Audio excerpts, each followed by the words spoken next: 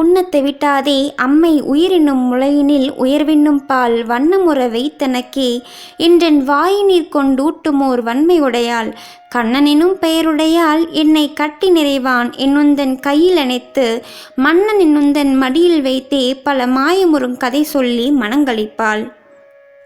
இன்பமென சில கதைகள் எனக்கேற்றமென்றும் வெற்றி என்றும் சில கதைகள், துன்பமென சில கதைகள் கெட்ட தோல்வி என்றும் வீழ்ச்சி என்றும் சில கதைகள்.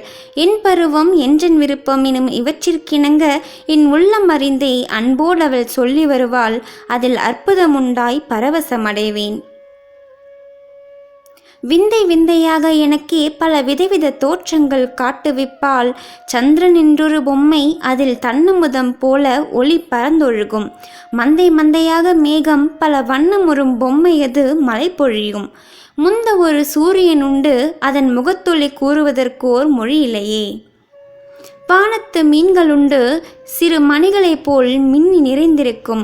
நான் அதை கணக்கிடவே மனம் நாடி மிக முயல்கினும் கூடுவதில்லை. கானத்து மலைகளுண்டு எந்த காலமும் ஓரிடம் விட்டு நகர்வதில்லை. மோனத்திலே இருக்கும் ஒரு மொழி உளையாது விளையாடி வருங்கான். நல்ல நல்ல நதிகள் உண்டு அவை நாடெங்கும் ஓடி விளையாடி வருங்கான். மெல்ல மெல்ல போயவை தாம் விழும் விரிகடர் பொம்மையது மிக பெரிதாம். எல்லை அதற்கு காணுவதில்லை. அலையற்றி நுரை கக்கி ஒரு பாட்டிசைக்கும். ஒல்லெனும் அப்பாட்டிலே அம்மை ஓம் எனும் பெயர் என்றும் ஒழித்திடுங்கான். சோலைகள் காவினங்கள் அங்கு சூழ்தரும் பல நிற மணி மலர்கள். சாலவும் இனியனவாய் அங்கு தருக்களில் தூங்கிடும் கனிவகைகள். ஞால முற்றிலும் நிறைந்தே மிக நயந்தரு பொம்மைகள் எனக்கெனவே. கோலமும் சுவையுமுற அவள் கோடி பல கோடிகள் குவித்து வைத்தாள். தின்றிட பண்டகளும் செவி திவிட்டர கேட்க நற்பாட்டுக்களும் ஒன்றுற பழகதற்கே அறிவுடைமை தோழரும் அவள் கொடுத்தாள். கொன்றிடும் இனிதாய் இன்பக் கொடு நெருப்பாய் அனர் சுவையமுதாய் நன்றியல் காதலுக்கே இந்த நாரியர் தமையனை சூழ வைத்தாள். இறகுடை பறவைகளும் நிலந்திருந்திடும் விலங்குகள் ஊர்வனங்கள் அரைகடல் நிறைந்திடவே எண்ணில் அமைத்திடர் கரியப்பல் வகைப்படவே கரவுகள் மீன் வகைகள் என தோழர்கள் பலரும் இங்கென கழித்தாள். நிறைவுற இன்பம் வைத்தால் அதை நினைக்கவும் முழுதிலும் கூடுவதில்லை.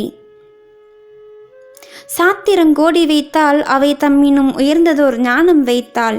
மீத்திடும் பொழுதினிலே நான் வேடிக்கை உற கண்டு நகைப்பதற்கே கோத்த பொய் வேதங்களும் மத கொலைகளும் அரசர் தம் கூத்துக்களும் மூத்தவர் பொய் நடையும் இன மூடர் தம் கவலையும் அவள் புனைந்தாள்.